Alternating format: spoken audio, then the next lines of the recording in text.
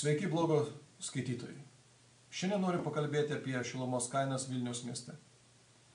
Mūsų komisarė Dalia Grybauskaitė gerai pasakė: užmirškime pigias dujas ir pigų benziną.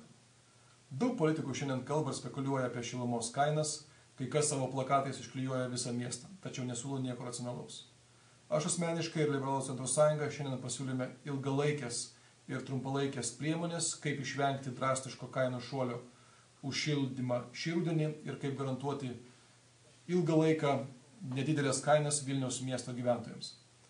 Pirma, mes siūlome, kad Vilniaus miesto savivaldybė laikinai atsakytų koncesijos ir nuomos mokesčių, kurį moka kompanija Dalkija, tai yra 8 milijonai litų kasmet ir šie 8 milijonai litų skaičiuoti į šilumos tarifą. Antra, kad kuo skubiausiai savivaldybė padengtų įsiskolinimus už šildymą, tokių buvo gegužės mėnesį apie 15 milijonų.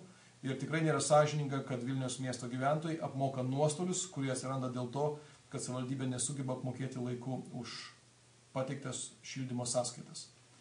Strateginiai tikslai. Lietuvos energija turėtų statyti naują dujomis kūrenamą 420 MW elektrinę ne Elektrėnuose, o šalia Vilniaus. Kodėl? Todėl, kad gaminant elektrą gaminama ir šiluma. Ir šiuo atveju šiluma Elektrėnuose yra išmetama į šalia esantį ežerą. Logiškas klausimas, kam šildyti karosus, kai galima pigiau šildyti Vilniaus miesto gyventojus. Ir jeigu tokia gamykla būtų šalia Vilniaus, tai kaina už šildymą galėtų būti daugiau negu trečdaliu mažesnė. Tai yra 5-6 centai pagal dabartinį paskaičiuotą tarifą. Na ir suprantama, labai svarbu siekti, kad iki 2013 metų 50% Vilniaus miesto namų būtų renovuoti, tokiu būdu gyventojai mokėtų perpus mažiau už šildymą.